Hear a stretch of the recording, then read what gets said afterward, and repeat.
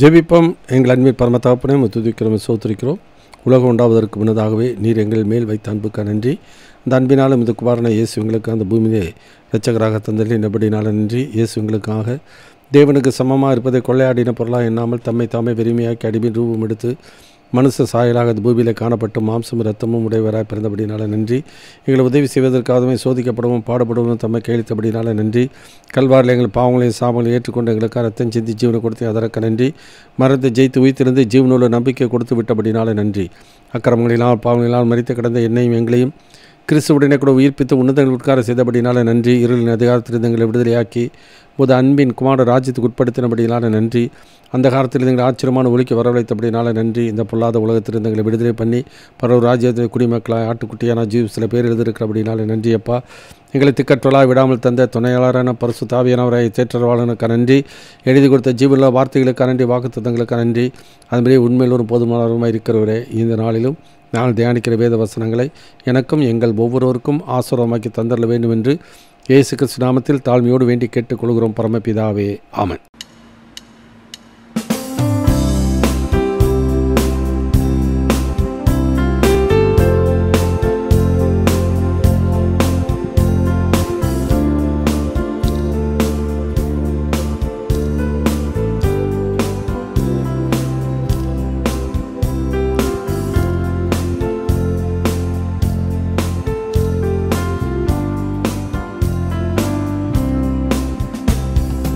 இயேசுவின் நாமத்தில் நாம் கூடிடும் சமயங்களில் பேசுவார் தியானத்திலே அவர் தம் கிருபைகள் அளிக்க.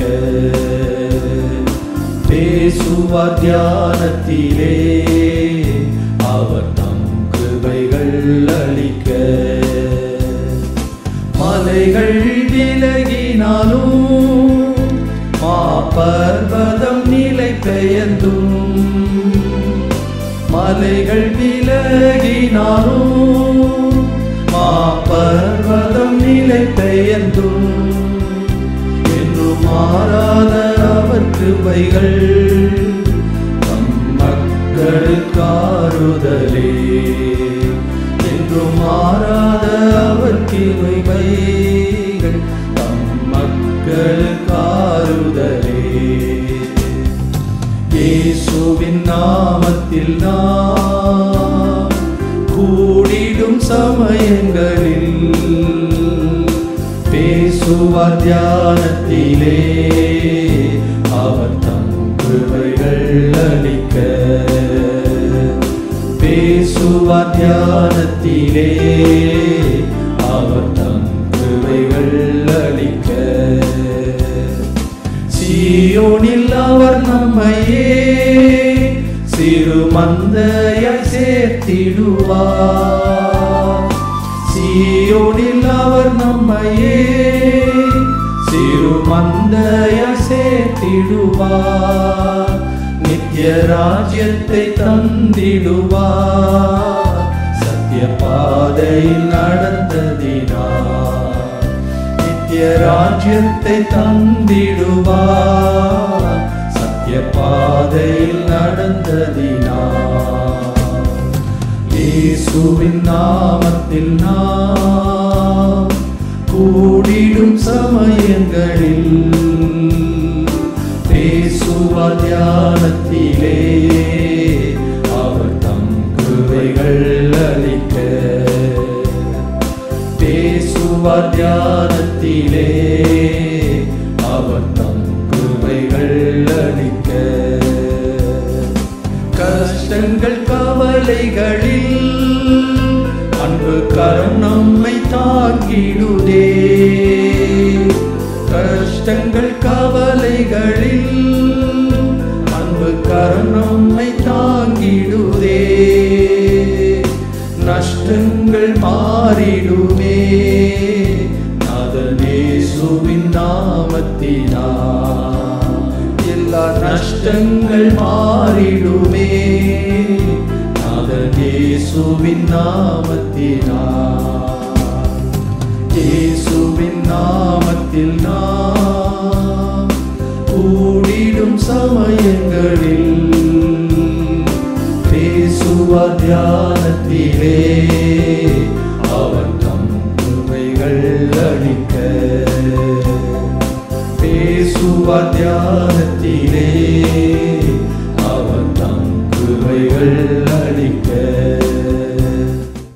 கர்த்தருடைய பரிசுத்தமுள்ள நாமம் மையப்படுவதாக. இந்த நாளில் நம்முடைய தியானத்திற்கென்று ரோமருக்கு எழுதின நிருபம் 8ஆம் அதிகாரம் 5-8 வசனத்தை வாசித்து நாம் தியானிப்போம். Roman chapter 8 verses 5-8. அன்றியும் மாம்சத்தின்படி நடக்கிறவர்கள் மாம்சத்துக்குரியவைகளை சிந்திக்கிறார்கள், ஆவியின்படி நடக்கிறவர்கள் ஆவிக்குரியவைகளை சிந்திக்கிறார்கள்.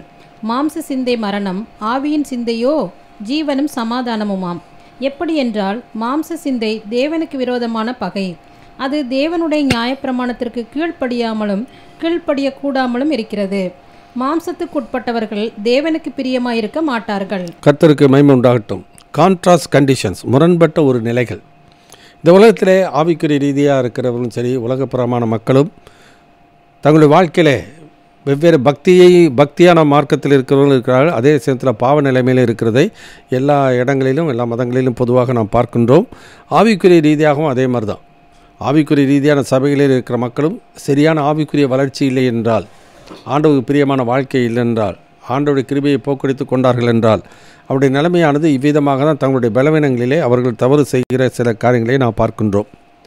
ரோமர் 8ஆம் அதிகாரத்தை வாசிக்கும் பொழுது, நியாயப்பிரமாணத்தின்படி நாம் ஒருபோதும் ஆண்டவருக்கு பிரியமான வாழ்க்கையிலே நிலையிலே நீதியிலே நிலைத்திருக்க முடியாது.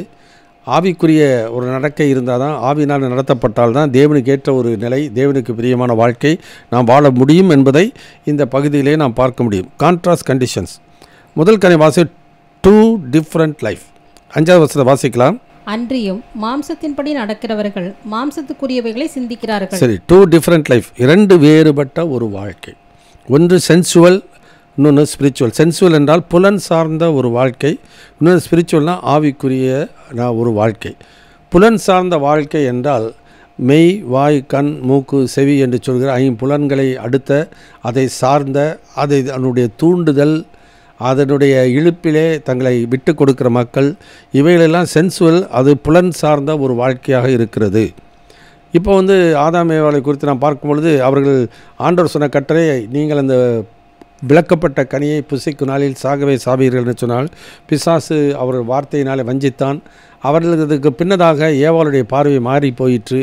அந்த பழத்தை பார்வைக்கு இன்பமும் புசிப்பதற்கு இச்சிக்கப்படத்தக்க விருட்சம் என்று கண்டு என்று சொல்லி நாம் பார்க்கிறோம். அப்போ அதை உடனே என்ன பண்ண ஆரம்பிச்சுன்னா, இச்சிக்க ஆரம்பித்து விட்டார்கள். இந்த சென்சுவல் லைஃப் ரட்சிக்கப்படாத எந்த மனிதனுடைய வாழ்க்கையிலும் அப்படி தான் இருப்பார்கள். எபேசருக்கு நிருபம் 2ஆம் அதிகாரம் 2, 3, 4 வசனத்தை இப்படி வாசிக்கிறோம். Ephesian chapter 2 verses 2-4. அவைகளில் நீங்கள் முற்காலத்திலே இவ்வுலக வழக்கத்திற்கு ஏற்றபடியாகவும் கீழ்ப்படியாமையின் பிள்ளைகளிடத்தில் இப்பொழுது கிரியை செய்கிற ஆகாயத்து அதிகார பிரபுவாகிய ஆவிக்கேற்றபடியாகவும் நடந்து கொண்டீர்கள். அவர்களுக்குள்ளே நாம் எல்லோரும் முற்காலத்திலே நமது மாம்ச இச்சையின்படியே நடந்து, நமது மாம்சமும் மனசும் விரும்பினவைகளை செய்து, சுவாபத்தினாலே மற்றவர்களைப் போல கோபாக்கினையின் பிள்ளைகளாய் இருந்தோம். தேவனோ இரக்கத்தில் ஐஸ்வர்யமுள்ளவராய் நம்மில் அன்பு கூர்ந்த தம்முடைய மிகுந்த அன்பினாலே அக்கிரமங்களில் மரித்தவர்களாயிருந்த நம்மை கிறிஸ்துவுடனே கூட உயிர்ப்பித்தார். எனவே ரட்சிக்கப்பட்டீர்கள். சென்சுவல் புலன் சார்ந்த ஒரு வாழ்க்கை, நம்முடைய மாம்சமும் மனசும் விரும்பினவைகளை செய்து சுவாபத்தின்படி கோபாக்கின பிள்ளைகளாக இருந்தோம். ஆனால் பக்தியில் இருப்பாங்க, ஏதோ ஒரு பக்தி முயற்சியில் இருப்பாங்க, ஏதாச்சும் ஒரு மத சடங்குகளில் இருப்பார்கள், சபைக்கு போகிறவர்களாக இருப்பார்கள். ஆனால் அவருடைய நிலைமை இன்றைக்கு ஆவிக்குரிய ரீதியாக இருக்கிறதா அல்லது மாம்ச பிரகாரமாக ஜீவிக்கிறார்களா? அல்லது 1 யோவான் 2ஆம் அதிகாரம் 15ஆம் வசனத்தை வாசிக்கும் போது இச்சைகளை குறித்து நான் வாசிக்க, கண்களின் நிச்சயம், மாம்சத்தின் நிச்சயம், ஜீவனத்தின் பெருமையுமான இவைகளெல்லாம் பிதாவினால் உண்டானவைகள் அல்ல, உலகத்தினால் உண்டானவைகள். உலகம் அதன் நிச்சயை ஒளிந்து போகும், கர்த்தருடைய சித்தத்தின்படி செய்கிறவனும் அவன் என்றென்றைக்கும் பிழைப்பான். எனவே புலன் சார்ந்த ஒரு வாழ்க்கை அது அழிவில் தான் ஒரு மனிதனை கொண்டு போகும். கலாத்தியருக்கு நிருபம் 5ஆம் அதிகாரம் 18வது வசனத்தை வாசிப்போம். கலேசியன் சாப்டர் 5 verses 18. ஆவியினால் நடத்தப்படுவீர்களானால் நீங்கள் நியாயப்பிரமாணத்திற்கு கீழ்ப்பட்டவர்கள் அல்ல. மாம்சத்தின் கிரியைகள் வெளியரங்கமாய் இருக்கின்றன. அவையாவன விபச்சாரம், வேசித்தனம், அசுத்தம், காம விகாரம், விக்கிரக ஆராதனை, பில்லி சூனியம், பகைகள், விரோதங்கள், வைராக்கியங்கள், கோபங்கள், சண்டைகள், பிரிவினைகள், மார்க்க பேதங்கள், பொறாமைகள், கொலைகள், வெறிகள், களியாட்டுக்கள் முதலானவைகளே. இப்படிப்பட்டவைகளை செய்கிறவர்கள் தேவனுடைய ராஜ்யத்தை சுதந்தரிப்பதில்லை என்று முன்னே நான் சொன்னது போல இப்பொழுதும் உங்களுக்கு சொல்லுகிறேன். இதெல்லாம் புலன் சார்ந்த ஒரு வாழ்க்கை, மாம்சத்தின்படி நடக்கிற ஒரு மக்கள் அவருடைய வாழ்க்கை அதை சார்ந்து தான் இருக்கும். அது சில பேருக்கு அது வந்து நல்லதாக தெரியும், சிலருக்கு தங்கள் வாழ்க்கையில் தவறுன்னு தெரிஞ்சாலும் அந்த படி தான் அவர்கள் வாழ்ந்து கொண்டு இருப்பார்கள். பக்தி முயற்சியில் ஈடுபட்டு கொண்டு இருக்கிறார்கள். எப்படி இருந்தாலும் அவைகள் அந்த வாழ்க்கையானது புலனை சார்ந்து, ஐம்புலன்களை சார்ந்த ஒரு வாழ்க்கையாக இருக்கிறது. இன்னொரு ஸ்பிரிச்சுவல், ஆவிக்குரிய வாழ்க்கை. ஆவிக்குரிய வாழ்க்கை இருந்தாலும் அனைவருடைய வாழ்க்கையில ஸ்கிரிப்சரலாக இருக்க மாட்டாங்க, வேத சத்தியத்தின் அடிப்படையில் இருக்க மாட்டாங்க. ஆனால் வேத சத்தியத்தின்படி இருக்கிறதா உண்மையான ஒரு வாழ்க்கையாக இருக்கும். ஆவிக்குரியவனை குறித்து வாசிக்கிறோம். ஆவிக்குரியவன் ஆவிக்குரியலை சிந்திக்கிறான். 5ஆம் அதிகாரம் கலாத்தியர் 5:22 அப்படி வாசிக்கிறோம். கலேசியன் சாப்டர் 5:22. ஆவியின் கனியோ அன்பு, சந்தோஷம், சமாதானம், நீடிய பொறுமை, தயவு, நற்குணம், விசுவாசம், சாந்தம், இச்சையடக்கம். இப்படிப்பட்டவைகளுக்கு விரோதமான பிரமாணம் ஒன்றுமில்லை. எனவே ஆவிக்குரிய ஒரு வாழ்க்கையானது இந்த விதமான கனியை, இப்படிப்பட்டதான ஒரு வாழ்க்கையிலே தங்கள் வாழ்க்கையிலே பிரதிபலிக்கிறவர்களாக இருப்பார்கள். அப்படிப்பட்டவர்கள் தேவனுடைய ஆவினாலே நடத்தப்படுகிறவர்கள். ஆவிக்கேற்ற சிந்தை இருக்கும், ஆவினால் நடத்தப்படுவார்கள். அதற்கு தான் கர்த்தர் என்ன பண்ணுகிறார், ஒருவனை கிறிஸ்துவுக்குள் அபிஷேகித்து அந்த அபிஷேகமானது அவனை சகல சத்தியத்தில் அவனை நடத்துகிறது. 1 யோவான் 2ஆம் அதிகாரத்தில் 27வது வசனத்தில் வாசிக்கும் பொழுது அவருடைய வாழ்க்கை எப்படிப்பட்டதாக இருக்க வேண்டும் என்று சொல்லி நாம் பார்க்கிறோம். 1 John சாப்டர் 2:27. நீங்கள் அவராலே பெற்ற அபிஷேகம் உங்களில் நிலைத்திருக்கிறது, ஒருவரும் உங்களுக்கு போதிக்க வேண்டுவதில்லை. அந்த அபிஷேகம் சகலத்தையும் குறித்து உங்களுக்கு போதிக்கிறது. அது சத்தியமாயிருக்கிறது, பொய்யல்ல.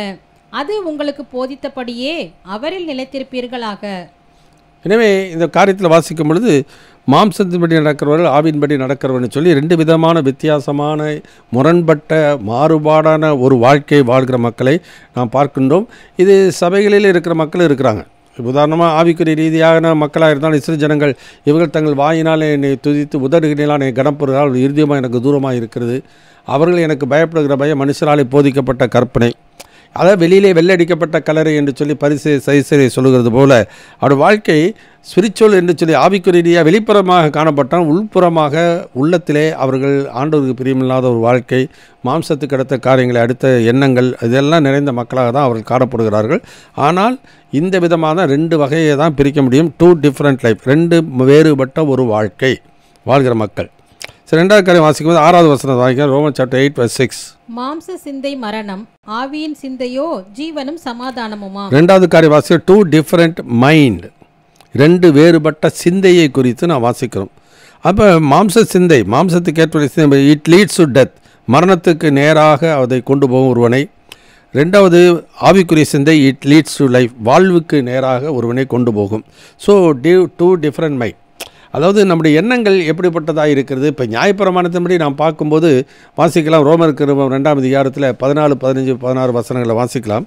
Roman chapter 2 verse 14, 15, 16. அன்றியும் நியாயப்பிரமாணம் இல்லாத புறஜாதிகள் சுவாபமாய் நியாயப்பிரமாணத்தின்படி செய்கிற போது நியாயப்பிரமாணம் இல்லாத அவர்கள் தங்களுக்கு தாங்களே நியாயப்பிரமாணமாய் இருக்கிறார்கள். அவர்களுடைய மனசாட்சியும் கூட சாட்சியிடுகிறதினாலும் குற்றம் உண்டு, குற்றமில்லை என்று அவர்களுடைய சிந்தனைகள் ஒன்றையொன்று தீர்க்கிறதினாலும் நியாயப்பிரமாணத்திற்கு ஏற்ற கிரியை தங்கள் இருதயங்களில் எழுதியிருக்கிறது என்று காண்பிக்கிறார்கள். என் சுவிசேஷத்தின்படியே தேவன் இயேசு கிறிஸ்துவை கொண்டு மனுஷருடைய அந்தரங்கங்களை குறித்து நியாய தீர்ப்பு கொடுக்கும் நாளிலே இது விளங்கும். எனவே நியாயப்பிரமாணம் உள்ளவர்களாக இருந்தாலும் நியாயப்பிரமாணம் இல்லாதவர்களாக இருந்தாலும் மனசாட்சியின்படி ஒருவர் தன் வாழ்க்கையை அமைத்து கொள்ளும் பொழுது அவன் தனக்கு எது நேர்மையானது, எது சரியானது என்கிறானோ அதன்படி அவன் நடக்கிறதை நான் பார்க்கிறோம். ஏன்னா அவங்க சிந்தையில் அதை அவன் தீர்மானம் பண்ணுறான், இது சரியானது தவறானது என்று சொல்லி சிந்தைகள் ஒன்றை ஒன்று தீர்க்கிறது என்று சொல்லி நான் பார்க்கிறோம். ஆனால் சிந்தையானது சரியான சிந்தை, ஒரு சட்டம் தெரிஞ்சால் தான் அந்த சட்டத்தின்படி என்ன பண்ண முடியும், ஒரு காரியத்தை தீர்மானம் பண்ண முடியும். இப்போ அந்த நாட்களிலெல்லாம் பார்த்தீங்கன்னாக்கா சைக்கிளில் போகும்போது டபுள்ஸ் போனாக்கா அது ஒரு குற்றம். தூரத்தில் ஒரு போலீஸ்காரர் நின்னார்னாக்கா உடனே என்ன பண்ணுவாங்க, டபுள்ஸ் போகிறவங்க நின்றுவாங்க. அது மனசு என்ன சொல்லுது, டபுள்ஸ் போகிறது தப்பு அப்படின்னு சொல்லி மனதானது அது தவறு என்று சுட்டி காண்பிக்கிறது. உடனே கீழே இறங்கிடுவாங்க. அது மாதிரி லைட் எரியணும், சைக்கிளில் லைட் இல்லைனாக்கா எரியலைனாக்கா உடனே ஐயோ லைட் இல்லை உடனே இறங்கிடுவாங்க, சைக்கிளை தள்ளிட்டு போவாங்க. ஏன்னா அது தவறு என்று சொல்லி நமக்கு சட்டம் தெரிந்தால் அந்த சட்டத்துக்கு ஏற்பதான் ஒருவனுடைய சிந்தையானது அவனை நடத்தும். அதுபோல் சத்தியம் என்பதை ஒருவன் தெரிந்தால்தான் அந்த சத்தியத்தின் அடிப்படையில் சரி தவறு என்று சொல்லி ஒருவனை நடத்தும். ஆனால் எது சத்தியமோ எது உண்மையோ அதன்படி ஒருவன் நடக்காவிட்டால் அது அவனுடைய வாழ்க்கையில் மரணத்தில் தான் கொண்டு போகும், அழிவில் தான் கொண்டு போகும். இதுதான் நம்முடைய வாழ்க்கையில். அதான் மாம்ச சிந்தை மரணம் என்று சொல்லி நாம் பார்க்கிறோம். அப்போ சிந்தை நம்ம எப்படிப்பட்டதாக இருக்கிறது? உதாரணம் வாசிக்கலாம். 51ஆம் சங்கீதம் 5வது வசனத்தில் தாவீது தன் பாவங்களை அறிக்கையிடும்போது சொல்லுகிற ஒரு காரியம். சங்கீதம் 51:5 வாசிக்கும்போது இப்படி பார்க்கிறோம். இதோ நான் துர்க்குணத்தில் உருவானேன், என் தாய் என்னை பாவத்திலே கர்ப்பம் தரித்தாள். அவள் என்ன சொல்கிறார்? தான் செய்த தவறுக்கு காரணம் துர்க்குணத்திலே நான் உருவாயிட்டேன். அவனுடைய மாம்சத்தினுடைய இச்சைகளுக்கு, கண்கள் இச்சைக்கு அவன் இடம் கொடுத்து விட்டார், அது தவறு செய்து விட்டார். ஆகினாலே ஆண்டவரே சுத்த இருதயத்தை நிலை சிரிசியும் என்று சொல்கிறார். ஏன் சுத்த இருதயத்தில் சிரிசினாக்கா, அந்த இருதயத்திலிருந்து அந்த காரியங்கள் அவனிடத்தில் புறப்பட்டு வருகிறது. அந்த எண்ணங்கள், அந்த ஆசைகள், இவைகளெல்லாம் புறப்பட்டு வர்றதுனால அவைகளுக்கு அவன் இடம் கொடுத்து விடுகிறார். இடம் கொடுத்து விட்டபடினாலே அவன் தவறு செய்கிறார். அதனால தான் ஆண்டவர் சொல்ல, சுத்த இருதயத்தை என்னிலே சிரிசியும், நிலைவரமான ஆவி என்னை தாங்கும்படி செய்யும் என்று சொல்ல காரணம் அதனால தான். அப்போ நம்முடைய வாழ்க்கையிலே எந்த விதமான சிந்தைகளை சிந்திக்கிறோம் என்பதை நம்முடைய வாழ்க்கையிலே தீர்மானம் பண்ணிக்கொள்ள வேண்டுமானால் சத்தியத்தை சரியாக தெரிந்திருக்க வேண்டியது அவசியம். இப்போ இன்றைக்கு நம்முடைய வாழ்க்கையில் எவ்வளோ பிரச்சனைகள், போராட்டங்களிலே வாழ்கிற மக்கள் இருக்கிறாங்க, சபை மக்கள் இன்றைக்கு இருக்கிறதை நான் பார்க்கின்றோம். உதாரணமாக ஆண்டவர் சொல்கிறார், வருத்தப்பட்டு பாரம் சுமக்கிறவர்களே நீங்கள் எல்லாரும் என்னிடத்திற்கு வாருங்கள், நான் உங்களுக்கு இளைப்பாறுதல் தருவேன். நான் சாந்தமும் மனத்தாழ்மையுமாக இருக்கிறேன். என் நுகத்தை உங்கள் மேல் ஏற்றுக்கொண்டு என்னிடத்தில் கற்றுக்கொள்ளுங்கள், அப்பொழுது உங்கள் ஆத்மாவுக்கு இளைப்பாறுதல் கிடைக்கும். என் நுகம் மெதுவாயும் என் சுமை லகுவாயும் இருக்கிறது என்று சொல்லி ஆண்டவர் சொல்லுகிறதை நான் பார்க்கிறோம். இப்போ ஆண்டவரத்தில் வந்து அவசரம் வருத்தப்படி நீங்கன்னா வாருங்கள், நான் இளைப்பாறுதல் தருவேன் என்று சொல்லிட்டார்னாக்கா அந்த நிபந்தனைகளை அவர்கள் தெரிந்து கொள்கிறது இல்லை. இயேசுனிடத்தில் வந்துட்டாக்கா உடனே விடுதலை கிடைக்கும் அப்படின்னு சொல்லி எண்ணிக்கொண்டு இருக்கிறார்கள்.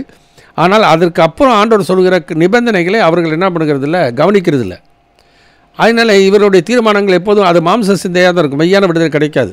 இப்போ பரிசேயர் சதுசேயர் இருக்கிறாங்க, ஒவ்வொருத்தருக்கும் ஒவ்வொரு விதமான உபதேசம். ஆனால் ஆண்டவர் மேலே விசுவாசம் வைக்கிறாங்க.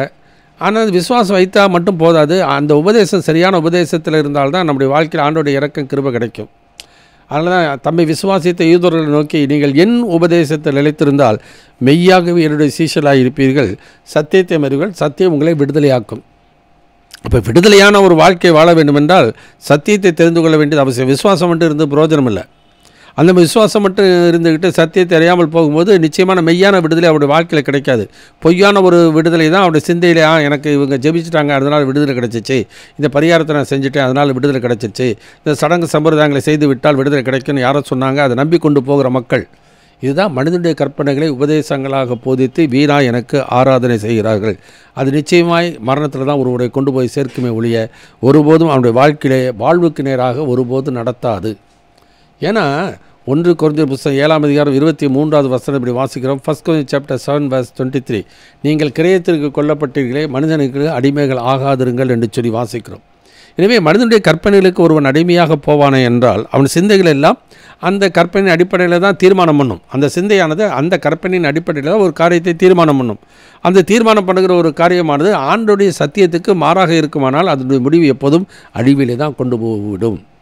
அவ்வளோதான், 2 different மைண்ட். நம்முடைய சிந்தைகள் எதை சிந்திக்கிறது, அது ஆவிக்குரிய சிந்தையாக இருக்கணும். உதாரணமாக இப்போ பேதுருவை குறித்து நாம் பார்க்கிறோம். மத்தேயு எழுதின சுவிசேஷம் 16ஆம் அதிகாரம் 21வது வசனத்தை வாசிக்கலாம். Matthew chapter 16 verse 21 onwards.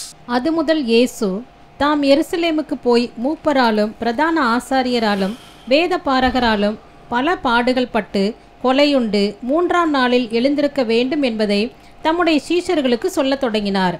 அப்பொழுது பேதுரு அவரை தனியே அழைத்து கொண்டு போய், ஆண்டவரே, இது உமக்கு நேரிடக்கூடாதே, இது உமக்கு சம்பவிப்பதில்லை என்று அவரை கடிந்து கொள்ள தொடங்கினான். அவரோ திரும்பி பேதுருவை பார்த்து, எனக்கு பின்னாக போ சாத்தானே, நீ எனக்கு இடரலாயிருக்கிறாய், தேவனுக்கு ஏற்றவைகளை சிந்தியாமல் மனுஷருக்கு ஏற்றவைகளை சிந்திக்கிறாய் என்றார். எனவே நம்முடைய வாழ்க்கையிலே நாம் ஆண்டோடைய சீஷர்களாக இருந்தாலும், ஊழியர்களாக நம்முடைய வாழ்க்கையில் இருந்தாலும், விசுவாசிகளாக இருந்தாலும், நம்முடைய சிந்தையானது எதை சிந்திக்கிறது, தேவனுக்கு ஏற்றதை சிந்திக்கிறதா, அவருடைய சித்தத்தின்படி நம்முடைய வாழ்க்கையிலே நாம் செயலாற்றுகிறோமா என்பது மிக மிக முக்கியம். இந்த நாட்களெல்லாம் பார்த்தீங்கன்னாக்கா நிறைய ஆண்டவர் வந்து ஏற்றுக்கொண்ட மக்கள் கிறிஸ்தவர்களாக இருந்தாலும், விசுவாசிகள் ஊழியர்களாக இருந்தால் ஆண்டவர் அவர்களுக்கு வரங்களை கொடுக்கிறார். தமது சித்தத்தின்படியே அவனவனுக்கு வரங்களை கொடுக்கிறார் என்று சொல்லி 1 Corinthians 12:11 வசனத்தை வாசிக்கிறோம். இவைகளெல்லாம் அந்த ஒரே ஆவியானவர் நடப்பித்து தமது சித்தத்தின்படி அவனவனுக்கு வரங்களை பகிர்ந்து கொடுக்கிறார். இவங்க என்ன பண்ணுறாங்க, வரங்கள் செயலாற்றுகிறதுனால நம்முடைய வாழ்க்கை ஆண்டவருக்கு பிரியமாக இருக்கும் என்று முடிவிலே அது வந்து மகிமையில் கொண்டு போய் சேர்க்கும் என்று சொல்லி எண்ணிக்கொண்டு இருக்கிறார்கள். ஆனால் மத்திய 7ஆம் அதிகாரத்தில் ஆண்டவர் இயேசு கிறிஸ்து தெளிவாக சொல்கிறார். 7ஆம் அதிகாரம் 21வது வசனத்திலிருந்து வாசிக்கிறார். Matthew chapter 7:21 onwards. பரலோகத்தில் இருக்கிற என் பிதாவின் சித்தத்தின்படி செய்கிறவனே பரலோக ராஜ்யத்தில் பிரவேசிப்பானே அல்லாமல் என்னை நோக்கி கர்த்தாவே கர்த்தாவே என்று சொல்லுகிறவன் அதில் பிரவேசிப்பதில்லை. அந்நாளில் அநேகர் என்னை நோக்கி கர்த்தாவே கர்த்தாவே உமது நாமத்தினாலே தீர்க்க தரிசனம் உரைத்தோம் அல்லவா, உமது நாமத்தினாலே பிசாசுகளை துரத்தினோம் அல்லவா, உமது நாமத்தினாலே அநேக அற்புதங்களை செய்தோம் அல்லவா என்பார்கள். அப்பொழுது நான் ஒரு காலம் உங்களை அறியவில்லை, அக்கிரம செய்கைக்காரரே என்னை விட்டு அகன்று போங்கள் என்று அவர்களுக்கு சொல்லுவேன். எனவே ஆண்டவராகிய கர்த்தர் அந்த மக்களை பார்த்து சொல்லுகிறார், அக்கிரம செய்கைக்காரர். ஏன்னா கிரமமாக செய்யலை. அவர்கள் தங்கள் வாழ்க்கையில் தான் வரங்கள் செயலாற்றுகிறபடினாலே நம்ம ஆண்டவருக்கு பிரியமான வாழ்க்கை வாழ்கிறோம், ஆண்டோடைய சித்தன்படி செய்கிறோம் என்று எண்ணிக்கொண்டு இருக்கிறார்கள். ஆனால் அவர்கள் எண்ணமானது, அவருடைய சிந்தையானது தவறான ஒரு சிந்தை. ஏன்னா அது தேவனுக்கு ஏற்ற சிந்தை இல்லை, தேவனுடைய சித்தத்தின்படியான ஒரு சிந்தை எண்ணங்கள் கிடையாது. அப்படிப்பட்ட நிலைமையானது இட் லீட்ஸ் டு டெத். அது மரணத்திற்கு நேராக தான் ஒருவனை கொண்டு போகும். ஆனால் வேதத்தில் வாசிக்கும் பொழுது கர்த்தருக்கு பிரியமானது இன்னென்று சோதித்து அறியுங்கள் என்று சொல்லி வேதத்தில் எபேசியர் 5:10 வாசிக்கிறோம். அதனால் நம்ம சிந்தையானது ஸ்பிரிச்சுவலாக இருந்தாலும் ஸ்கிரிப்சரலாக இருக்கணும். ஆவிக்குரிய சிந்தையாக இருந்தாலும் சத்தியத்தின்படி வேதத்தின் அடிப்படையில் இருக்கணும். ஏன்னா நீதிமொழிகள் 13:13 வாசிக்கிறோம், திருவசனத்தை அவமதிக்கிறவன் நாசமடைவான், கற்பனைக்கு பயப்படுகிறவனும் பலனடைவான் என்று சொல்லி நான் பார்க்கிறோம். 147ஆம் சங்கீதம் கடைசி 2 வசனம் வாசிக்கலாம். சங்கீதம் 147ஆம் சங்கீதம் கடைசி 2 வசனம். சாம் நம்பர் 147 லாஸ்ட் 2 verses. யாக்கோப்புக்கு தம்முடைய வசனங்களையும் இஸ்ரவேலுக்கு தமது பிரமாணங்களையும் தமது நியாயங்களையும் அறிவிக்கிறார். அவர் வேற எந்த ஜாதிக்கும் இப்படி செய்ததில்லை. அவருடைய நியாயங்களை அறியாமற் போகிறார்கள். அல்லேலூயா. எனவே அவருடைய நியாயங்களை அறிந்து கொண்டு அந்த நியாயத்தின்படி நம்முடைய சிந்தை இருக்கணும், அந்த நியாயத்தின்படி நம்முடைய வாழ்க்கையில் செயல்கள் இருக்கணும். ஆனால் சிந்தையானது தேவனுடைய நியாயத்தின்படி, தேவனுடைய சத்தியத்தின்படி, தேவனுடைய நீதியின்படி இல்லாவிட்டால் அது நிச்சயமாக அது மரணத்தில் தான் கொண்டு போய்விடும். அதனால தான் ஆண்டவர் சொல்கிறார், அக்கிரம செய்கைக்காரரே என்னை விட்டு அகன்று போங்கள், பிதாவின் சித்தம் செய்கிறவனே பரலோக ராஜ்யத்தில் பிரவேசிப்பான். தேவனுக்கு ஏற்றவளை சிந்தியால் மனுஷனுக்கு ஏற்றவளை சிந்திக்கிறாய், எனக்கு பின்னாக போ சாத்தானே நீ எனக்கு இடரலாக இருக்கிறாய் என்று சொல்லுவதற்கு காரணம் என்னன்னாக்கா இதுதான். ஆனால் எப்போதுமே மாம்ச சிந்தையானது எப்போதுமே இட் லீட்ஸ் டு டெத், மரணத்துக்கு நேராக ஒருவனை கொண்டு போகும். ஆவிக்குரிய சிந்தையிலே ஆவிக்கேற்றபடி நம்ம வாழ்க்கை நடக்கும்போது இட் லீட்ஸ் டு லைஃப், வாழ்வுக்கு நேராக ஒருவனை நடத்தி கொண்டு போகும். ஏன்னா தேவனுடைய ராஜ்யம் புசிப்பும் குடிப்பும் அல்ல, அது நீதியும் சமாதானமும் பரிசுத்த உண்டாகிற சந்தோஷமாக இருக்கிறது. இன்றைக்கி எவ்வளோ பேர் உலக அறிவை சார்ந்து போகிற மக்களாக இருக்கிறாங்க. உலக அறிவை சார்ந்து போகிற மக்கள் ஒருபோதும் ஆண்டவருக்கு பிரியமான எண்ணங்கள், இந்த மாதிரி எண்ணங்கள் உள்ளவர்கள் இன்றைக்கி பார்க்க முடியும், அதிகமாக பார்க்க முடியும். எரேமியா தீர்க்கதரிசன புத்தகம் 9ஆம் அதிகாரம் 23வது வசனம் இப்படி வாசிக்கிறோம். எரேமியா சாப்டர் 9 verse 23 and 24. ஞானி தன் ஞானத்தை குறித்து மேன்மை பாராட்ட வேண்டாம், பராக்கிரமன் தன் பராக்கிரமத்தை குறித்து மேன்மை பாராட்ட வேண்டாம், ஐஸ்வர்யவான் தன் ஐஸ்வர்யத்தை குறித்து மேன்மை பாராட்ட வேண்டாம்.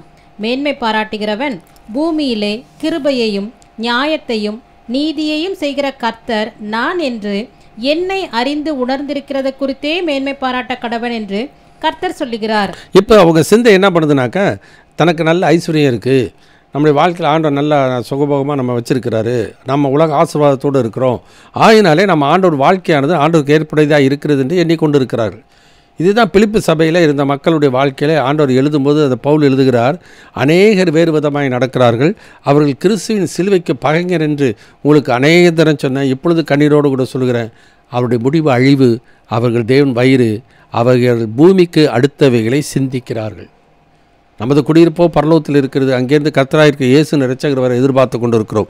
அப்போ சபையில் மக்களில் இருந்தாலும் அதிகமான பேர் என்ன பண்ணுறாங்கனாக்கா, இயேசுவை விசுவாசிக்கிறாங்க, ஆனால் இயேசுனுடைய சிலுவையினுடைய முக்கியத்துவத்தை அவர்கள் சிந்திக்க தவறிவிட்டார்கள். இது மறப்பாங்கன்னு தெரிஞ்சு தான் ஆண்டவர் என்ன பண்ணுறார், ஒரு புதிய உடன்படிக்கை ஏற்படுத்தி அந்த அப்பரச பந்தியில் என்னை நினைவு கூறும்படி இதை செய்யுங்கள் என்று சொல்லி ஆண்டவர் சொன்னார்.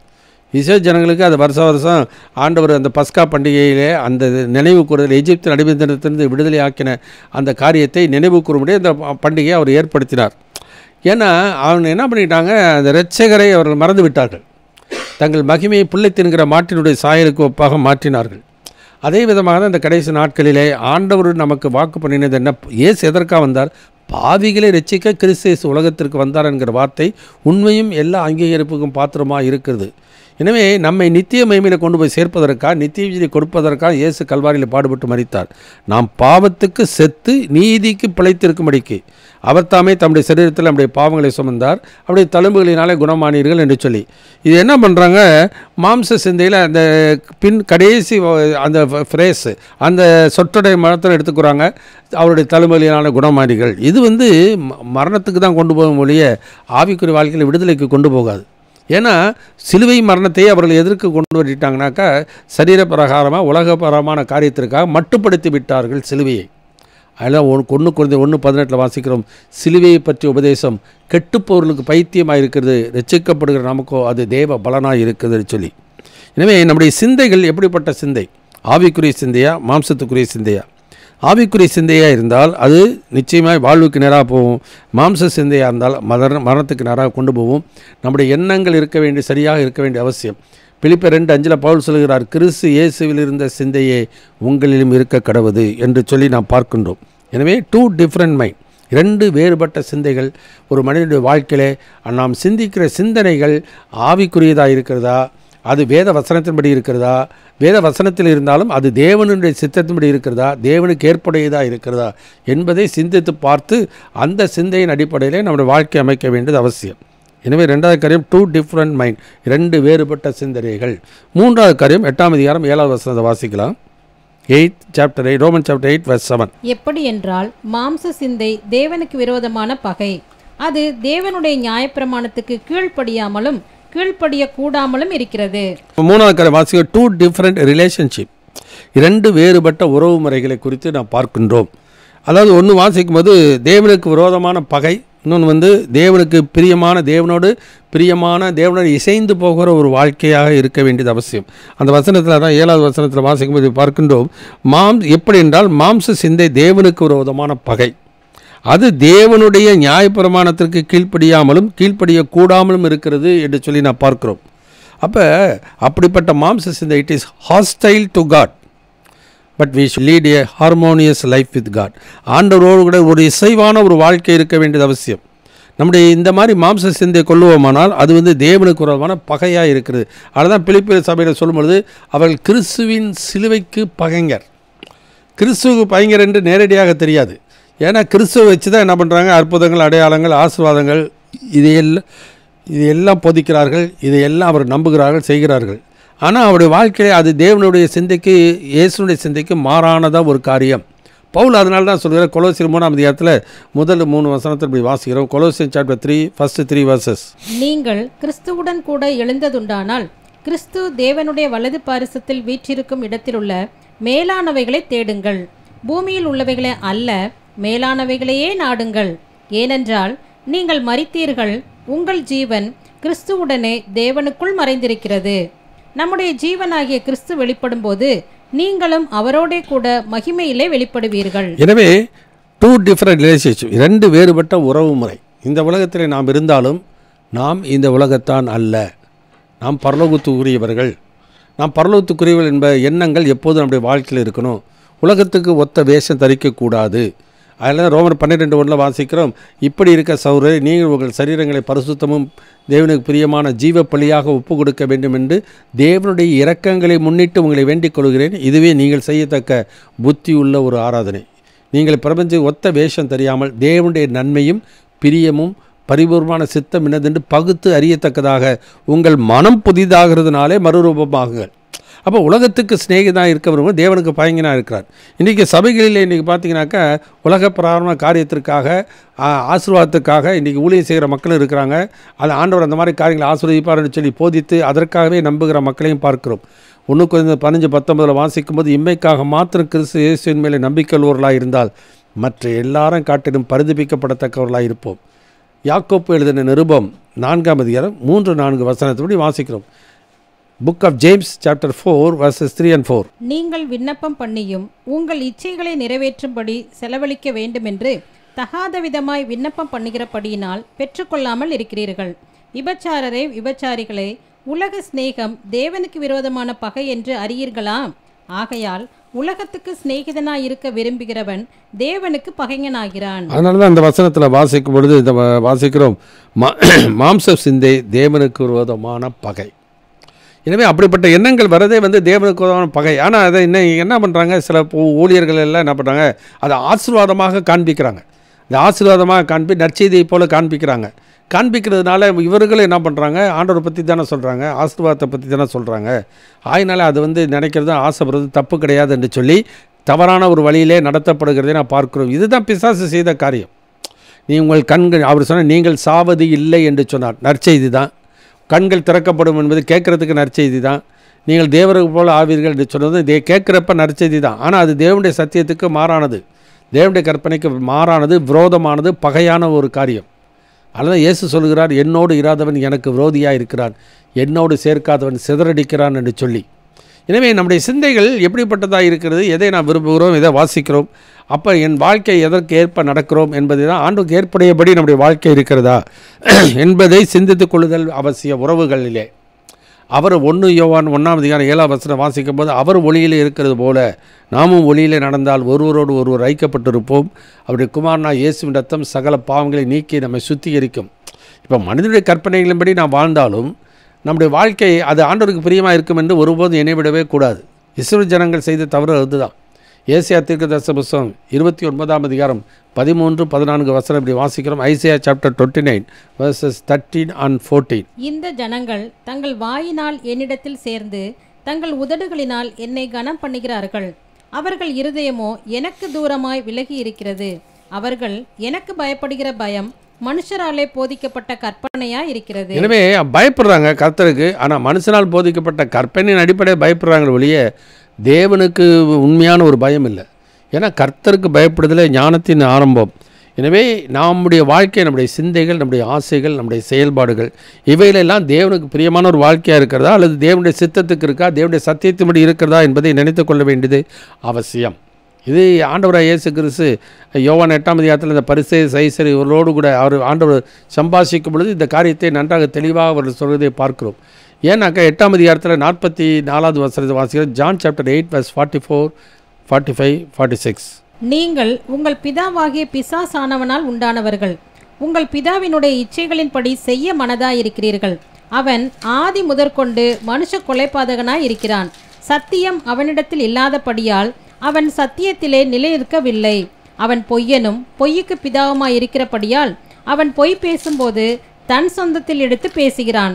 நான் உங்களுக்கு சத்தியத்தை சொல்லுகிறபடியினாலே நீங்கள் என்னை விசுவாசிக்கிறதில்லை. என்னிடத்தில் பாவம் உண்டென்று உங்களில் யார் என்னை குற்றப்படுத்தக்கூடும்?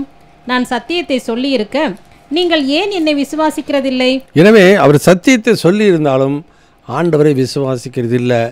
ஆனால் பொய்யான ஒரு காரியத்தை மெய்யான காரியம் போல முன்னிறுத்தி சொல்வார்களானால் அதை அவர் நினைக்கிறார்கள் அது தேவனுடைய சத்தியத்துக்கு மாறானது, பொய்யானது. எனவே தான் அந்த கடைசி நாட்களில் வாழ்ந்து கொண்டிருக்கிறோம். நாம் ஆண்டவருக்கு ஏற்புடைய நிலை, ஆண்டவரோடு நல்ல இசைவு இருக்கிறதா என்பதை சிந்தித்து கொள்ள வேண்டியது அவசியம். வேதத்தில் வாசிக்கிறோம், கர்த்தரோடு கூட இசைந்து இருக்கிறவன் அவருடனே கூட ஒரே ஆவியாக இருக்கிறான் என்று சொல்லி வேதத்தில் நான் வாசிக்கிறோம். 1 கொரிந்தியர் 6 நான் வாசிக்கிறோம். அப்போ ஆண்டவரோடு இசைந்து இருக்கிறவன் அவருடனே கூட ஒரே ஆவியாக இருக்கும். பவுல் கலாத்திய சபையில் போய் சிலுவையில் பாடுபட்டு மரித்த இயேசுனுடைய செய்தியை சொல்லுகிறார். அந்த இரட்சகரை ஏற்றுக்கொள்கிறார்கள், ரட்சிக்கப்படுகிறார்கள். அந்த நற்செய்தியால் ரட்சிக்கப்பட்ட மக்கள் பின்னாடி என்ன பண்ணிடுறாங்க, ஆபிரகாமுடைய சந்ததி என்று சொல்லிக்கொண்டு ஆபிரகாமை கர்த்தர் ஆசீர்வதித்தார். எனவே ஆபிரகாம் விருத்தசேதனம் பண்ணினதுனால தான் கர்த்தர் அவரை ஆசீர்வதித்தார் என்று சொல்லி விருத்தசேதனத்தை பண்ணிக்கொள்ளும்படி கட்டாயம் பண்ணுகிறார்கள். பவுல் சொல்லுகிறார், புத்தி இல்லாத கலாத்தியாரே, நீங்கள் ஆவியில் ஆரம்பித்து மாம்சத்தில் முடிக்கப் போகிறது என்ன, நீங்கள் இத்தனை புத்தியினரா என்று சொல்லுகிறதே பாருங்கள். கலாத்தியர் 3 முதல் வசனம், கலேசியன் சாப்டர் 3 verses 1 onwards. புத்தி இல்லாத கலாத்தியரே, நீங்கள் சத்தியத்திற்கு கீழ்ப்படியாமற் போகத்தக்கதாக உங்களை மயக்கினவன் யார்? இயேசு கிறிஸ்து சிலுவையில் அறையப்பட்டவராக உங்கள் கண்களுக்கு முன் பிரத்யட்சமாய் உங்களுக்குள்ளே வெளிப்படுத்தப்பட்டிருந்தாரே. ஒன்றை மாத்திரம் உங்களிடத்தில் அறிய விரும்புகிறேன், நியாயப்பிரமாணத்தின் கிரியைகளினாலேயோ விசுவாச கேள்வியினாலேயோ எதினாலே ஆவியை பெற்றீர்கள்?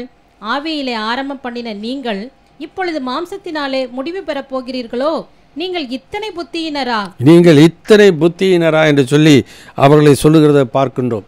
எனவே கடைசியில் அது அழிவில் ஆவியில் ஆரம்பித்து மாம்சத்தில் முடிக்கப் போகிறது என்ன என்று சொல்கிறார்.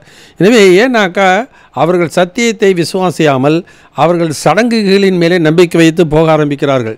அதனால் ஆண்டவரோடு கூட சரியான உறவு இருக்காது, ஆண்டவருடைய சத்தியத்தை அறிந்து கொள்ள முடியாது, அவர்கள் கீழ்ப்படியாமல் போய் விடுவார்கள். அதனால தான் தேவனுக்கு விரோதமான பகை என்று சொல்லி நாம் வேதத்தில் வாசிக்கிறோம். ஆனால் சத்தியத்தின்படி செய்ய விரும்புகிறவன் என்ன பண்ணுவான்? ஆண்டவருக்கு எது பிரியம் என்பதை பார்த்து அந்த சித்தத்தை அவன் செய்கிறவனாக காணப்படுவான். வாசிக்கிற மத்தேயு எழுதிய சுவிசேஷம் 7ஆம் அதிகாரம் 13-14 வசனத்தில் வாசிக்கும் பொழுது இப்படி பார்க்கிறோம். Matthew chapter 7 verse 13 and 14. இடுக்கமான வாசல் வழியாய் உட்பிரவேசியுங்கள். கேட்டுக்கு போகிற வாசல் விரிவும் வழி விசாலமுமாய் இருக்கிறது, அதன் வழியாய் பிரவேசிக்கிறவர்கள் அநேகர். ஜீவனுக்கு போகிற வாசல் இடுக்கமும் வழி நெருக்கமுமாய் இருக்கிறது, அதை கண்டுபிடிக்கிறவர்கள் சிலர். இங்கே வாசிக்கும் போது ஒரு குருவானவர் சொன்னார், ஏன்பா ஜீவனுக்கு போகிற வாசல் இடுக்கமாக இருக்க, எல்லாரும் ரசிக்கப்படணுன்றதான ஆண்டவர் விருப்பம், ஏன் இடுக்கமாக இருக்கிறது, அதை இடித்து பெருசாக்கிறீங்களே அப்படின்னா. அவர் சொல்லுகிறது கேட்குறதுக்கு ரொம்ப நல்லா இருக்குது. வாசல் இடித்து பெருசாக கட்டிட்டாக்கா எல்லோரும் போயிட முடியும் அப்படின்ட்டு. இதெல்லாம் தவறான ஒரு உறவு, தவறான ஒரு போதனைகள். தவறான போதனைகள் மாத்திரமல்ல, ஒரு வாழ்க்கையில் சத்தியத்தை அறிந்து கொள்ள முடியாமலே போய்விடும். அப்படிப்பட்டவர்கள் தேவனுக்கு பகைஞராக தான் இருப்பார்கள். மாம்ச சிந்தை மரணத்தில் தான் கொண்டு போய்விடும். தேவனுக்கு ஏற்றவரை சிந்தியாமல் மனுஷனை கேட்டவரை சிந்திக்கும் பொழுது பிசாசுக்கு அவர்கள் இடம் கொடுக்கிறார்கள். அவர்கள் பொய்யை தான் விசுவாசிப்பார்கள். அற்புதங்களை அடையாளம் வைத்து கொண்டு ஒரு காரியத்தை நாம் தீர்மானிக்கவே கூடாது. அது இந்த கடைசி நாட்களிலே விசேஷமாய் வாசிக்கலாம். 2 தெசலோனிக்கேயர் புத்தகம் 2ஆம் அதிகாரம் 9வது வசனத்திலிருந்து வாசிக்க நாம் கேட்போம். 2 தெசலோனிக்கேயர் chapter 2 verses 9 onwards. அந்த அக்கிரமக்காரனுடைய வருகை சாத்தானுடைய செயலின்படி சகல வல்லமையோடும் அடையாளங்களோடும் பொய்யான அற்புதங்களோடும் கெட்டு போகிறவர்களுக்குள்ளே அநீதியினால் உண்டாகும் சகலவித வஞ்சகத்தோடும் இருக்கும். ரட்சிக்கப்படத்தக்கதாய் சத்தியத்தின் மேலுள்ள அன்பை அவர்கள் அங்கீகரியாமற் போனபடியால் அப்படி நடக்கும். ஆகையால் சத்தியத்தை விசுவாசியாமல் அநீதியில் பிரியப்படுகிற யாவரும் ஆக்கினைக்குள்ளாக்கப்படும்படிக்கு அவர்கள் பொய்யை விசுவாசிக்கத்தக்கதாக கொடிய வஞ்சகத்தை தேவன் அவர்களுக்கு அனுப்புவார். ஏன்னா ஆண்டவருடைய வசனத்துக்கு விரோதமாய் சத்தியத்துக்கு விரோதமாய் அவர்கள் வஞ்சிக்கப்படுகிறார்கள், ஏமாற்றப்படுகிறார்கள், அதில் அது பிரியப்படுகிறார்கள். அதற்கு ஏற்ப ஒரு சொல்லுகிற போதனைகளை அவர்கள் தங்கள் வாழ்க்கையை கை கொள்கிறார்கள். இதுதான் பேதுரு 2ஆம் அதிகாரம் சொல்லும்போது, கள்ள தீர்க்கதரிசிகள் ஜனங்களுக்குள்ளே இருந்தார்கள், அப்படியே உங்களுக்குள்ளும் கள்ள போதகர்கள் இருப்பார்கள். அவள் கேட்டுக்கு ஏதுவான வேத பொருட்களை தந்திரமாய் நுழைய பண்ணி தங்களை கிரயத்திற்கு கொண்ட ஆண்டவரை மறுதலித்து தங்களுக்கு தீவிரமான அழிவை வருவித்துக் கொள்வார்கள். அவருடைய கெட்ட நடக்கையை அநேகர் பின்பற்றுவார்கள். They are hostile to God. ஆண்டவருக்கு விரோதமான ஒரு வாழ்க்கை அவர்கள் வாழ்வார்கள். ஆனால் ஆண்டவருக்கு பிரியமானவன் என்ன பண்ணுவான்? கர்த்தருக்கு பிரியமானது எபேசு 5:10 வாசிக்கும் போது, கர்த்தருக்கு பிரியமானது இன்னதென்று சோதித்து அறியுங்கள். பவுல் ஜெபிக்கும் போது செய்கிறார், அவருடைய சித்தத்தை அறிகிற அறிவினாலே நாம் நிரப்பப்படவும் என்று சொல்கிறார். ஆண்டவரை அறிகிற அறிவு நம்முடைய வாழ்க்கையில் இருக்க வேண்டியது அவசியம். பரிசுத்தரின் அறிவே அறிவு. ஆத்துமா அறிவில்லாமல் இருப்பது நல்லதல்ல. கால் துரிதமானவன் தப்பி நடக்கிறான். எனவே இந்த கடைசி நாட்களிலே வாழ்கிறோம். நம்முடைய வாழ்க்கையிலே ஆண்டவரோடு கூட இசைவான வாழ்க்கை இருக்கிறதா? ஏனோக்கு தேவனோடு கூட சஞ்சரித்தான், காணப்படாமல் போனான், தேவன் அவனை எடுத்துக்கொண்டார் என்று சொல்லி பார்க்கிறோம். நோவாவை குறித்து பார்க்கிறோம். நோவா தேவனோடு கூட சஞ்சரித்தான் என்று சொல்லி நான் பார்க்கிறோம். இந்த கடைசி நாட்களிலே தேவனோடு கூட ஒரு இசைவான ஒரு வாழ்க்கை, தேவனோடு கூட சஞ்சரிக்கிற வாழ்க்கை இருக்க வேண்டியது அவசியம். ஆண்டவர் நம்மோடு கூட தான் இருக்கிறேன் என்று வாக்கு பண்ணியிருக்கிறார். உலகத்தின் முடியிருந்தால் சகல நாட்கள் நான் உங்களோடு கூட இருக்கிறேன் என்று அவர் வாக்கு பண்ணியிருக்கிறார். ஆனால் நாம் அவரோடு கூட ஒரு இசைவான ஒரு வாழ்க்கை நமக்குள்ளே இருக்கிறதா, அல்லது நம்முடைய சுய நீதியை சார்ந்து நாம் ஜீவிக்கிறோமா? இப்போ லூக்கா 18ஆம் அதிகாரம் 9ஆம் வசனம் வாசிக்கும் பொழுது, தங்களை நீதிமான் என்று நம்பிக்கொண்டு மற்றவர்களை அற்பமாக எண்ணுகிற சிலரை குறித்து ஆண்டு சொல்லும்போது என்ன சொல்கிறார்? நான் வாரத்தில் 2 தடவை வாசம் பண்ணுறேன், காணிக்கெல்லாம் தசமாக கொடுக்குறேன், அங்கே இருக்கிற ஆயக்காரனை போல அல்ல என்று சொல்லி மற்றவர்களோடு ஒப்பிட்டு தன்னை நீதிமான் என்று நம்பிக்கொண்டிருக்கிறான். ஆனால் அவன் நம்பிக்கை பொய் என்பதை ஆண்டவர் என்ன பண்ணுகிறார்? அவனல்ல, இவனே நீதிமானாக்கப்பட்டவனாய் தன் வீட்டுக்கு போகிறான், ஆண்டவருக்கு ஏற்புடையவனாய் போகிறான். தன்னுடைய பக்தியை முன்வைத்து ஒருபோது நம்முடைய வாழ்க்கையில் போகக்கூடாது. ஆண்டவருக்கு பிரியமான வாழ்க்கை வாழ்கிறது தான் ஆண்டவருக்கு ஏற்புடையது. எனவே 2 டிஃப்ரெண்ட் இல்லை, நல்ல ஒரு உறவு நம்முடைய வாழ்க்கையில் இருக்கணும். அதாவது துன்மார்க்கனுடைய ஆசனப்படி நடாமல், பாவியில் வழியில் இல்லாமலும், பரியாசக்காரர் மத்தியில் உட்காராமலும், கர்த்தருடைய வேதத்தில் பிரியமாக இருந்து இரவும் பகலும் ஒரு வேதத்திலே தியானமாக இருக்க மனுஷன் பாக்கியவான் என்று சொல்லி நான் பார்க்கிறோம். வாசிக்கலாம். 2 கொரிந்தியர் புத்தகம் 6ஆம் அதிகாரம் 14வது வசனம் வாசிக்கலாம். 2 கொரிந்தியர் chapter 6 verses 14 onwards. அந்நிய நுகத்திலே அவிசுவாசிகளுடன் பிணைக்கப்படாதிருப்பீர்களாக. நீதிக்கும் அநீதிக்கும் சம்பந்தமேது? ஒளிக்கும் இருளுக்கும் ஐக்கியமேது? கிறிஸ்துவுக்கும் பேலியாளுக்கும் இசைவேது? அவிசுவாசியுடனே விசுவாசிக்கு பங்கேது? தேவனுடைய ஆலயத்துக்கும் விக்கிரகங்களுக்கும் சம்பந்தமேது? நான் அவர்களுக்குள்ளே வாசம் பண்ணி அவர்களுக்குள்ளே உலாவி அவர்கள் தேவனாய் இருப்பேன், அவர்கள் என் ஜனங்களாய் இருப்பார்கள் என்று தேவன் சொன்னபடி நீங்கள் ஜீவனுள்ள தேவனுடைய ஆலயமாயிருக்கிறீர்களே. ஆனபடியால் நீங்கள் அவர்கள் நடுவிலிருந்து புறப்பட்டு பிரிந்து போய் அசுத்தமானதை தொடாதிருங்கள் என்று கர்த்தர் சொல்லுகிறார். அப்பொழுது நான் உங்களை ஏற்றுக்கொண்டு உங்களுக்கு பிதாவாயிருப்பேன், நீங்கள் எனக்கு குமாரரும் குமாரத்திகளுமாய் இருப்பீர்கள் என்று சர்வ வல்லமையுள்ள கர்த்தர் சொல்லுகிறார். அடுத்த வசனம். இப்படிப்பட்ட வாக்குத்தத்தங்கள் நமக்கு உண்டாயிருக்கிறபடியினால் பிரியமானவர்களே, மாம்சத்திலும் ஆவியிலும் உண்டான எல்லா அசுசியும் நீங்க நம்மை சுத்திகரித்து கொண்டு பரிசுத்தமாகுதலை தேவ பயத்தோடே பூரணப்படுத்த கடவோம். எனவே பரிசுத்தமுள்ளவன் இன்னும் பரிசுத்தமாக இருக்கட்டும், பரிசுத்தமாக்கப்பட்ட நிலையிலே நிலைத்திருக்கட்டும். நீதி உள்ளவன், நீதிமான் ஆக்கப்பட்டவன், நீதி உள்ளவன் தொடர்ந்து தேவனுக்கு ஏற்புடைய நிலையிலே நிலைத்திருக்க வேண்டியது அவசியம். எனவே ஆண்டவரோடு கூட நல்ல ஒரு உறவு இருந்தால்தான் ஆண்டவருடைய அந்த நீதியிலே நிலைத்திருக்க முடியும். ஆண்டவர் ஒளியில் இருக்கிறது போல் ஒளியில் நடக்க முடியும். அவருடைய அன்பையை அறிந்து கொண்டவன் அந்த அன்பிலே நிலைத்திருக்க முடியும். ஆண்டுடைய கிருபையின் ஐஸ்வர்யத்தை விளங்கி கொண்டவன் அந்த கிருபையை பற்றி கொண்டு அவன் வாழ்க்கை நடத்துகிறவனாக இருப்பான். எனவே சரியான ஒரு உறவு முறை இருக்க வேண்டியது அவசியம். விரும்புகிறனாலும் அல்ல, ஓடுகிறனாலும் அல்ல, இறங்குகிற தேவனாலே ஆகும் என்று சொல்லி வேதத்தில் வாசிக்கிறோம். எனவே 2 வேறுபட்ட உறவு முறைகள். எனவே ஒன்று தேவனுக்கு விரோதமான பகை, இன்னொன்று தேவனுக்கு பிரியமான ஒரு வாழ்க்கை. இதிலே நாம் எந்த விதமாக இருக்கிறோம் என்பதை சிந்தித்துக் கொள்ள வேண்டியது அவசியம். கடைசியாக 8ஆம் அதிகாரம் 8வது வசனம் வாசிக்க. Roman chapter 8:8. மாம்சத்துக்குட்பட்டவர்கள் தேவனுக்கு பிரியமாயிருக்க மாட்டார்கள். கடைசியாக வாசிக்கும்போது 2 டிஃப்ரெண்ட் இன்டென்ஷன்ஸ், 2 வேறுபட்ட ஒரு நோக்கம் நம்முடைய வாழ்க்கையிலே அதை குறித்து ஆவியானவர் அங்கே எழுதுகிறதை பார்க்கிறோம். அதாவது மாம்சத்துக்குட்பட்டவர்கள் தேவனுக்கு பிரியமாக இருக்கப்பட்டார்கள், ஆவிக்கு உட்பட்டவர்கள் தேவனுக்கு பிரியமாக இருப்பார்கள். நாம் ஆவிக்குரிய என்று நம்ம சொல்லிக்கொண்டு இருந்தாலும் நாம் தேவனுக்கு பிரியமான ஒரு வாழ்க்கை வாழ்கிறோமா? எல்லா சபைகளிலும் என்ன சொல்லுவாங்க, நம்ம உண்மையான ரட்சிக்கப்பட்டவங்க, ஒவ்வொருத்தரும் நம்ம சொல்லுகிற சத்தியம் தான் சரியான சத்தியம், மற்றவர்கள் சொல்லுகிற சத்தியம், நம்ம சொல்லுகிற சத்தியத்தை அவங்க சொல்கிறதுக்கு கொள்கைகளை அவர்கள் சொல்லுகிறது இல்லை, நம்ம தான் சரியான கொள்கைகளை செய்கிறோம் என்று சொல்லி எல்லாரும் வெவ்வேறு விதமான கொள்கைகளை இன்றைக்கு சபைகளிலேயே நாம் பார்க்கிறோம். எது சரியானது, எதை நம்ப வைக்கிறார்கள் இன்றைக்கு? அதுதான் இன்றைக்கி நடக்கிற நிலைமை. பிசாசு நம்ம குழப்பத்தில் விட்டுறான். ஜனங்கள் என்ன பண்ணுறாங்க, நமக்கு என்ன வம்பு, அவர் பாஸ்டர் சொல்கிறத நம்பி கொண்டு போகிறாங்க, இல்லை வரங்களை நம்பி கொண்டு போகிறார்கள். எனவே தவறான ஒரு கொள்கையை நம்பிக்கொண்டு இன்றைக்கி சிதறி போகிற மக்கள் அநேகம் பேர். மனிதனுக்கு செவ்வையாய் தோன்றுகிற வழி உண்டு, அதன் முடிவோ மரண வழிகள் என்று சொல்லி நீதிமொழி புத்தகத்தில் நாம் வாசிக்கிறோம். நம்முடைய வாழ்க்கை தேவனுக்கு பிரியமாக இருக்குமா என்று சிந்தித்து பார்க்கணும். நம்ம கர்த்தருக்கு நாம் துதிக்கிறோம், சோத்தரிக்கிறோம். இன்றைக்கி துதிக்கிறதும் சோத்தரிக்கிறோம், ஆராதிக்கிறதுலையும் அதிகமாக உற்சாகப்படுத்துகிறேன் நான் பார்க்கிறோம். நான் உற்சாகத்தோடு பாடிவிட்டால் கர்த்தருக்கு அது பிரியமாக இருக்குமா? யோசித்து பார்க்கணும். முதல்ல அந்த காலத்தில் நான் பாடும்போது கர்த்தரை புகழ்ந்து ஸ்தோத்தரித்து பாடினார்கள். அப்போ கர்த்தரை உயர்த்தி நாம் பாடுவோம் என்று சொன்னாங்க. கர்த்தரை உயர்த்தி பாடினதுக்கப்புறம் கர்த்தருடைய கரங்களை உயர்த்தி நாம் பாடுவோம், அடுத்தது கரங்களை அசைத்து நாம் பாடுவோம் என்று சொன்னார்கள். அப்புறம் இன்னும் கொஞ்சம் பண்ணால் கர்த்தரை ஆடி பாடி கர்த்தரை சுதிப்போம், சோத்தரிப்போம். நாங்கள் ஓசையில் கைத்தாளனாங்க, அவர் பேரோசையில் கைத்தாளனாங்க. இவ்விதமாக என்ன பண்ணுறாங்க, அதிகமான கிரிகளை சார்ந்து கொண்டு போனால் ஆண்டவரை பிரியப்படுத்தும் என்று சொல்லி பிரசங்கிக்கிறார்கள். அதை நம்பிக்கொண்டு போகிறதை நான் பார்க்கிறோம். நம்முடைய ஆராதனை செய்கிற விதம் எப்படி இல்லை, நம்முடைய வாழ்க்கை எப்படி இருக்குது என்பது மிக மிக முக்கியம். என் வாயின் வார்த்தைகளும் என் இருதயத்தினும் தியானமும் கர்த்தருக்கு பிரியமாக இருப்பதை தோற்றத்தின்படி தீர்ப்பு செய்ய முடியாது, சத்தியத்தின்படி தான் ஆண்டவர் தீர்ப்பு செய்கிறவராக இருக்கிறார். இப்போ யோவான் சுவிசேஷம் 4ஆம் அதிகாரத்தில் 20வது வசனத்திலிருந்து இப்படி வாசிக்கிறோம். John chapter 4:20 onwards. எங்கள் பிதாக்கள் இந்த மலையிலே தொழுது கொண்டு வந்தார்கள், நீங்கள் எருசலேமில் இருக்கிற ஸ்தலத்திலே தொழுது கொள்ள வேண்டும் என்கிறீர்களே என்றாள். அதற்கு இயேசு, ஸ்திரீயே, நான் சொல்லுகிறதை நம்பு. நீங்கள் இந்த மலையிலும் எருசலேமிலும் மாத்திரமல்ல, எங்கும் பிதாவை தொழுது கொள்ளும் காலம் வருகிறது. நீங்கள் அறியாததை தொழுது கொள்ளுகிறீர்கள், நாங்கள் அறிந்திருக்கிறதை தொழுது கொள்ளுகிறோம். ஏனென்றால் ரட்சிப்பு யூதர்கள் வழியாய் வருகிறது.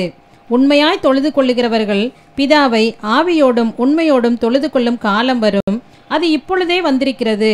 தம்மை தொழுது கொள்ளுகிறவர்கள் இப்படிப்பட்டவர்களாய் இருக்கும்படி பிதாவானவர் விரும்புகிறார். இப்படிப்பட்டவர்களாய் இருக்க வேண்டும் என்று பிதாவானவர் விரும்புகிறார். அறிந்து தொழுது கொள்ள வேண்டுமாம்.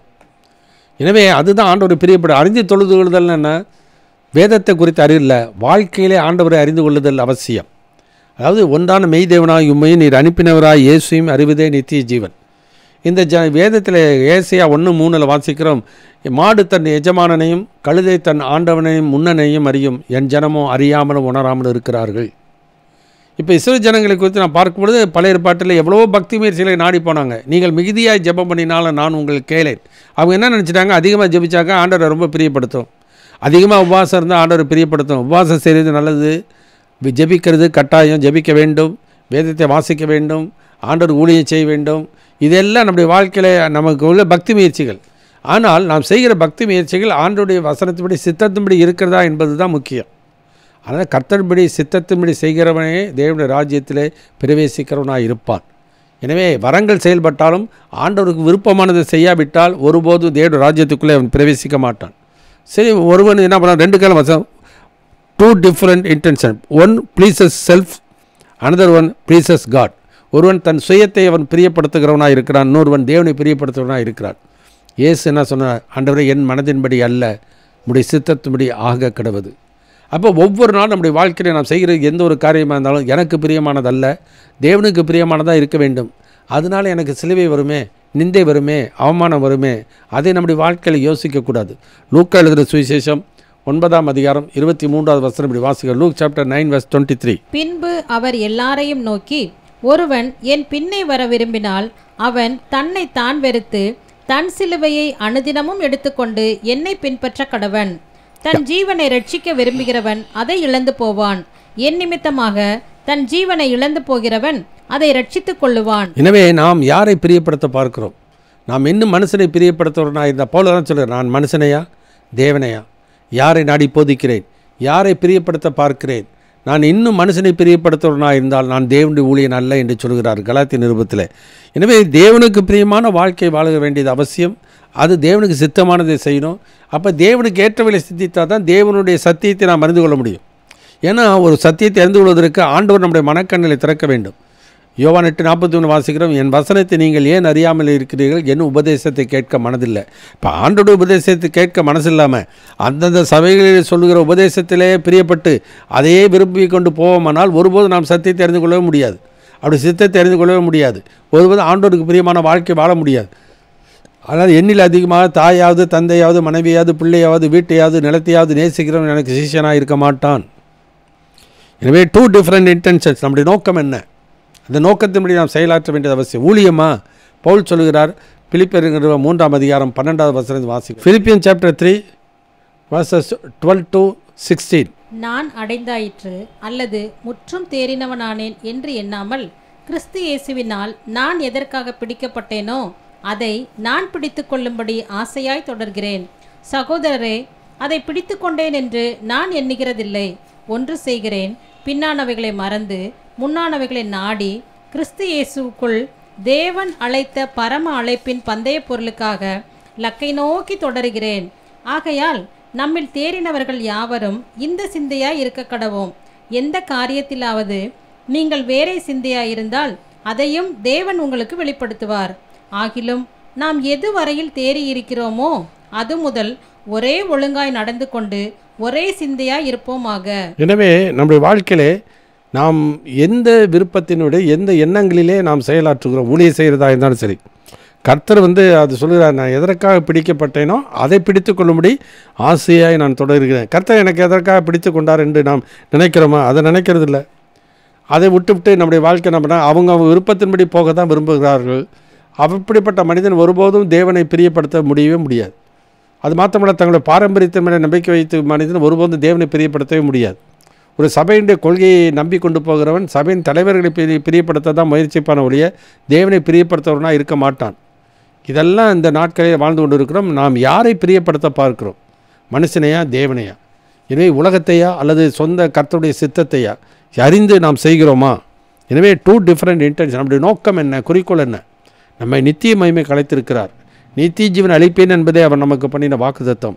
இந்த உலகம் நம்மை பகைத்தாலும் உலகம் நம்மை வெறுத்தாலும் நாம் ஆண்டவருக்கு பிரியமானது தான் செய்வேன் என்று சொல்லி தீர்மானம் பண்ணி போகிற மனிதன் தான் அவனுடைய நோக்கம்தான் சரியான நோக்கமாக இருக்கும்.